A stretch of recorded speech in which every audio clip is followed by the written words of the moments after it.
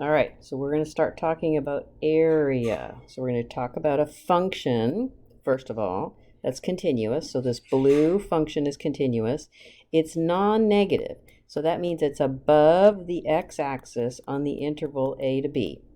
And it's continuous, no asymptotes, nothing weird happening between A and B. And we're going to be talking about area underneath there. And how we're going to be finding the area under there is we're going to be drawing rectangles. All right, so we're going to have a beginning and ending point, A and B, and we'll want to break it up into n equal subintervals, or n rectangles. So the delta x will be the width of each rectangle. So let's dive into an example to flesh this out. So here I have my function x squared on 0, 1. So there's my A and my B. And I'm breaking it up into 4 subintervals, or 4 rectangles. And so right away, you do it in your head without even thinking about it. The width of each rectangle will be 1 minus 0 divided by 4, or 1/4. The width of each rectangle is 1/4, and that's what I've drawn. So here's rectangle 1, rectangle 2, 3, and 4. Okay, so I am using right-hand endpoints to make the height of the rectangle. So for the first rectangle, these are the 2 edge points. And between these 2 edge points, I choose the right-hand endpoint. So this is the right-hand endpoint. So from 1/4, I go up to the height of the function, and that's how I build the first rectangle. So for rectangle number 2, these 2 are the 2 edge points. I choose the right-hand endpoint, that's this endpoint, and I go up to that y value to get the height of the rectangle. So rectangle number 3 is here. So between these 2 edge points, this is the right-hand endpoint, right? I use that x value to use that y value to get the height of the rectangle. And then rectangle number 4, same thing. This is the right-hand endpoint, and I use that to get the y value for the rectangles. So I want to add up the area of these 4 rectangles. So R sub 4 means 4 rectangles, right-hand endpoints. So R sub 4. So rectangle number 1 would have width of 1/4 and height of f of 1/4. Rectangle number 2 will have width of 1/4, and then the height would be f of 1/2. Rectangle number 3, width of 1/4, height of f of 3/4, and rectangle number 4, width of 1/4, height of f of 1.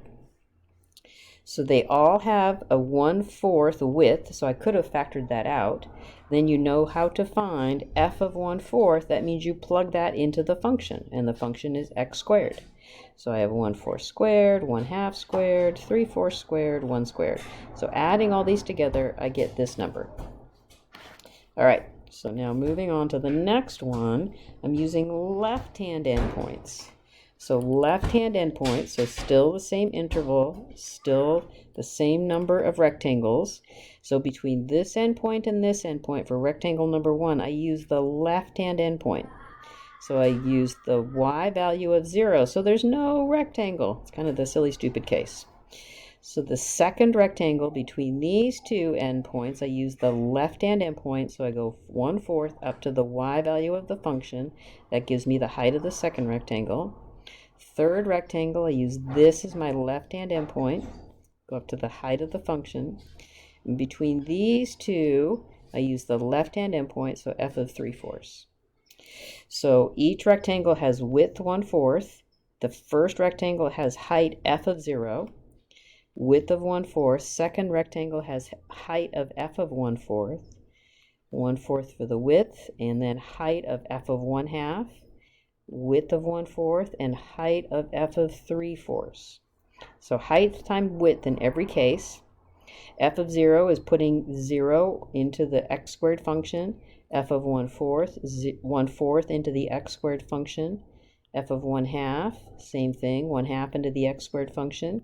F of 3/4 into the x squared function. So I get this. So this red area is the area of these rectangles. So this here, this 0.46 is the area of these green rectangles. So you can see the area of the green rectangles is larger than the area of the red rectangles. So a better approximation would be to use the middle point. So the middle point of the rectangles. Okay, so still 4 rectangles on this interval 0 to 1. So still is delta x is equal to b minus a over n. So that gives me 1/4 for the width of each rectangle. So rectangle starts and ends, starts and ends, starts and ends, starts and ends. Okay, so I have to find the middle point of each one. So the middle point between 0 and 1/4 is this 1/8. The middle point between the 1/4 and the 1/2 is the 3/8.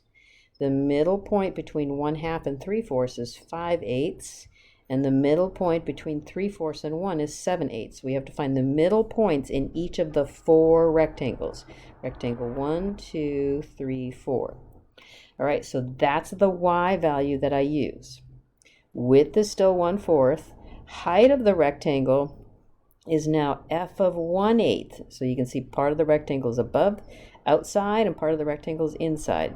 So f of 1/8. Second rectangle, width of 1/4. Height is f of 3/8. So I went to that height, part of the rectangle is in and out. F of 5/8 for the next rectangle. F of 7/8 for the next rectangle.